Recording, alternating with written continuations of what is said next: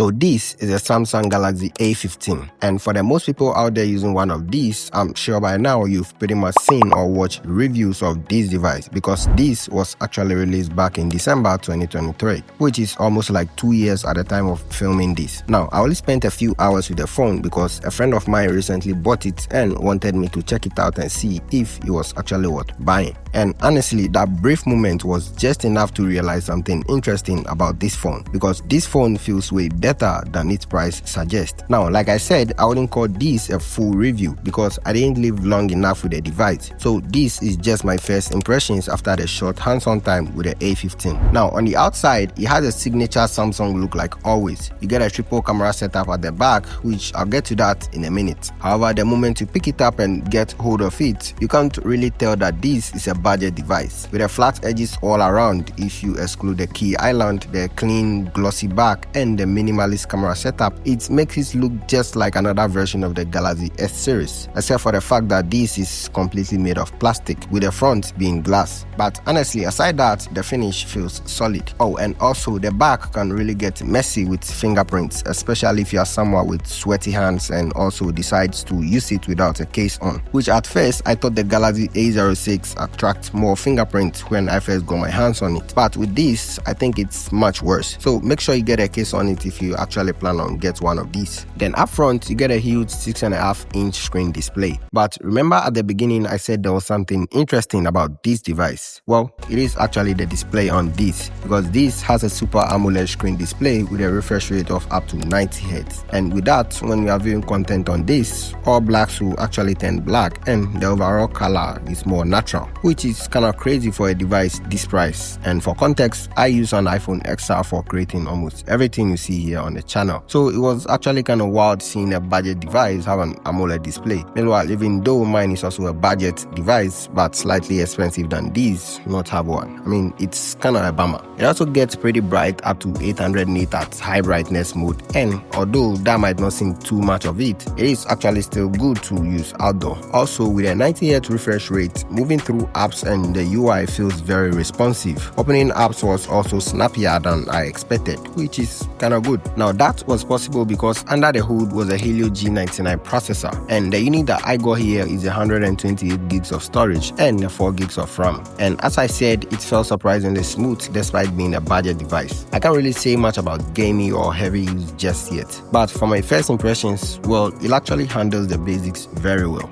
Moving on to the cameras, I didn't get enough time to really deep test the cameras, but on it you get a 50 megapixel main camera, a 5 megapixel ultra wide, and a 2 megapixel macro lens for taking extreme close-up shots. And I got to say the main 50 megapixel lens produced some nice shots while the surrounding lights were good enough. The colors were okay. I mean, it's not flagship quality, but it will definitely get a job done for social media stuff. Then for selfies, you get a 30 megapixel camera which also takes some nice shots, and it records video up to 1080p at 30 frames per second only, which is the same with the main cameras also. Now, powering it up is a huge 5000 mAh battery stated on a spec sheet, which you even find in their high-end flagships. However, they've also stated that it is actually a 4900 mAh battery capacity, considering the deviations among the tested samples under the IEC standards, which is not too crazy, and I think I'm happy they've stated it clear. So you just got to keep that in mind, that it is not an actual 5000 mAh battery capacity, but a 4900. It also supports a 25-watt charging speed, and both are great on paper, though I didn't get to drain it enough to confirm the real-world performance. But given Samsung's recent track record, I'll expect it to last comfortably through a day. So yeah, this was just my short hands-on with the Galaxy A15, and from the little time I had with it, I think it feels like Samsung is really trying to blur the line between budget and mid-range phones. But either way, I'll save my full thoughts for when I finally get to live with one. But so far,